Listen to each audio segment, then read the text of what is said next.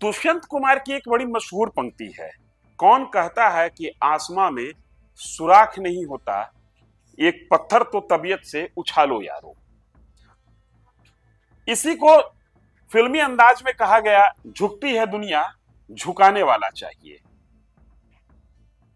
और रामधारी सिंह दिनकर ने पुरुषार्थ को ललकारते हुए इसी को इस तरीके से कहा कि खमठोक ठेलता है जब नर, पर्वत के जाते पांव उखड़। लेकिन हड़बड़ाइए नहीं, हम साहित्य पे चर्चा करने नहीं बैठे हैं। मैं अपने प्रोफेशन और अपने मिजाज के हिसाब से राजनीति पे ही डिस्कस करूंगा। और बात पते की मैं आज आपको ये बताने की कोशिश करेंगे कि अगर आप खमठोक ठेलने का दम रखते हैं तो पर्वत के भी पांव उखड़ जाएंगे। मैं कुछ उदाहरण आपके सामने देना चाह रहा हूं, ये कैसे राजनीति व्यक्ति के आगे झुक जाती है, कैसे देश की बड़ी पार्टी, विश्व की बड़ी पार्टी एक व्यक्ति के सामने सरेंडर कर गई। और ये आज नहीं हुआ है, ये पुरानी रवायत है।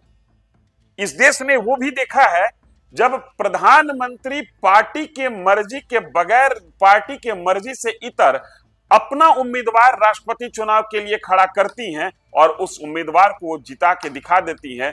देश की सबसे बड़ी राजनीतिक पार्टी देखती रह गई कि एक व्यक्ति ने चाहा और कर दिखाया। लेकिन यह बात थोड़ी ऊंची हो गई। हम आज की बात करने जा रहे हैं 2024 का लोकसभा चुनाव। आपको याद होगा, आसनसोल से बिहार के भोजपुरी सिनेमा के स्टार पवन सिंह को बीजेपी ने टिकट दिया।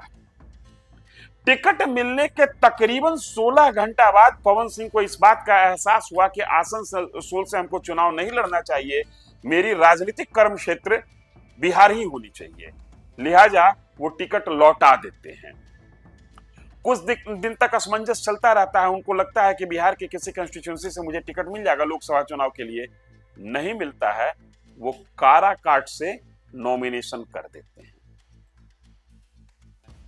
आधिकारिक तौर पर पार्टी की तरफ से कोई ऐसा बयान नहीं आया कि इनको दल से निकाल दिया गया, दिल से निकाल दिया गया, लेकिन ये एक तरीके से बीजेपी से निष्कासित हो गए, निर्दलीय ये चुनाव लड़े। एक्चुअली होता क्या है कि जब कोई बागी होकर चुनाव लड़ता है तो पार्टी सामूहिक तौर से सभी बागियों को निकाल देती है, नाम लेके शायद किसी को ना निकाले। एक बार घोषणा हो जाता है कि जितने भी पार्टी से बगावत किए हैं उन तमाम लोगों को पार्टी से निकाला जाता है। लेकिन पवन सिंह उस स्तर के कार्यकर्ता है नहीं, ये एक आइकॉन है, इनकी एक अपनी छवि है, इनका एक अपना फैन फॉलोइंग है। लिहाजा बीजेपी ने नाम लेकर इनको पार्टी से निष्कासित करना उचित नहीं समझा। ये चुनाव लड़े, अपने भी हार गए, एनडीए के उम्मीदवार को भी हरा दिए। और इनके चुनाव लड़ने का यह परिणाम था कि शाहाबाद और मगध क्षेत्र के 7 लोकसभा सीट बीजेपी और एनडीए हार गई। पवन सिंह के काराकाट से निर्दलीय लोकसभा चुनाव लड़ने का सामाजिक और राजनीतिक परिणाम और सामाजिक और राजनीतिक समीकरण इस तरीके से ध्वस्त हुआ कि 7 लोकसभा सीट बीजेपी और जदयू हार गई। नाम गिनते चले जाइए, आरा, बक्सर, काराकाट, सासाराम, औरंगाबाद, जहानाबाद और पाटलिपुत्र, ऐसा पॉलिटिकल पंडितों का कहना है। 7 लोकसभा सीट पर नुकसान देने के 1.5 साल बीतते बीतते, या 1.5 साल भी ना कहें, अप्रैल मई में चुनाव था, हम सितंबर में बात कर रहे हैं, अगर मई से भी लगा लें तो 16 महीना बीतते बीतते पवन सिंह की बीजेपी में वापसी होती है, राजसी वापसी होती है और इनाम के साथ वापसी होती है। अभी इनाम का घोषणा हुआ नहीं है, लेकिन जिस तरीके से बीजेपी के राष्ट्रीय अध्यक्ष, बीजेपी के सबसे बड़े दिग्गज अमित शाह, राष्ट्रीय अध्यक्ष जेपी नड्डा से पवन सिंह की मुलाकात हुई और उनके मुलाकात को जिस तरीके से बीजेपी ने मीडिया में हाइप दिया, ये एक तरीके से वार्म वेलकम से ज्यादा रेड कारपेट वेलकम किया गया। ये तब जब पवन सिंह के कारनामों के कारण बीजेपी को 7 लोकसभा क्षेत्र में नुकसान का सामना करना पड़ा, 4 पर तो प्रत्यक्ष नुकसान था।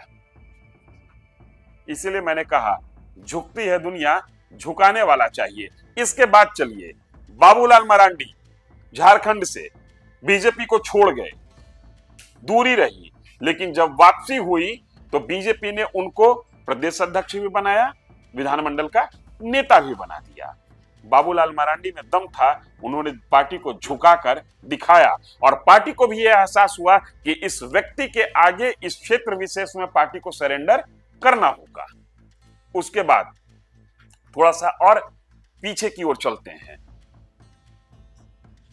कल्याण सिंह, याद कीजिए वाजपेयी और आडवाणी जी का दौर। कल्याण सिंह पार्टी से निकल गए, एक नई पार्टी बनाई, विधानसभा चुनाव भी लड़ा, लेकिन पार्टी में वापसी उनकी हुई बाद में। विधानसभा चुनाव अपनी पार्टी बनाए थे, उस पार्टी पर सिंबल पर वो चुनाव लड़ते हैं, कोई खास गुल नहीं खिला पाते हैं। लेकिन जब बीजेपी उत्तर प्रदेश में संघर्ष करती हुई दिखी तो बीजेपी ने कल्याण सिंह को याद किया और कल्याण सिंह की पार्टी में वापसी हुई। और वापसी होने के बाद कल्याण सिंह को वो सम्मान मिला कि वो राज्यपाल बनाए गए। कल्याण सिंह में ताकत थी। कल्याण सिंह ने यह साबित किया कि झुकती है दुनिया, झुकाने वाला चाहिए। थोड़ा सा और आगे चलते हैं। उमा भारती, याद होगा मुख्यमंत्री की कुर्सी ठुकरा कर गई थी। बीजेपी ने भी कहा कि उमा भारती की मुझे जरूरत नहीं है और उमा भारती ने भी कहा कि बीजेपी की मुझे जरूरत नहीं है।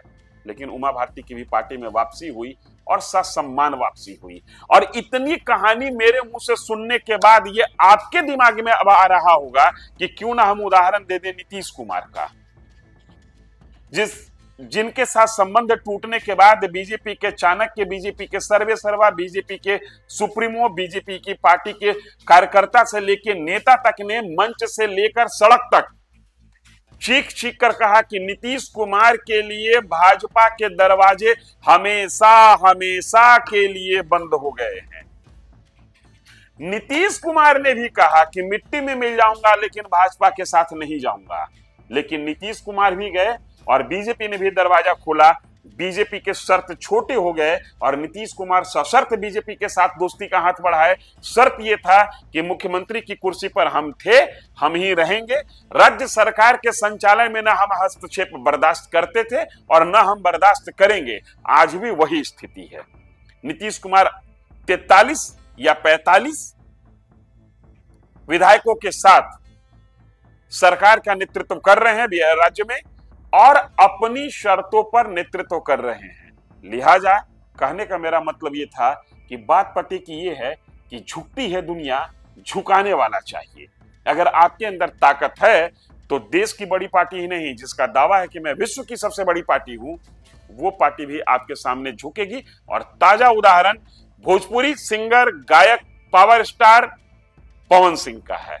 पवन सिंह अपनी शर्तों पे आए हैं और जानकारी के मुताबिक भाजपा के सबसे सीनियर मोस्ट लीडर जो कि आरा जिले से हैं, उनका टिकट कटेगा और पवन सिंह को वहां से टिकट मिलेगा। क्योंकि बीजेपी ये मान रही है कि पवन सिंह के पार्टी में आने का मतलब ये है कि शाहाबाद, रोहतास, कमोबेश मगध के क्षेत्र में न सिर्फ राजपूत वोटर्स का हमारे साथ जुड़ना, बल्कि पूरे बिहार में जो भोजपुरी गायकी के फैन हैं, जो पवन सिंह के फैन हैं, युवा, उन युवाओं का पार्टी से जुड़ जाना। हालांकि पॉलिटिकल पंडित जोड़ घटाव के हिसाब से 30 सीट पर सीधा सीधा प्रभाव देखते हुए मान रहे हैं।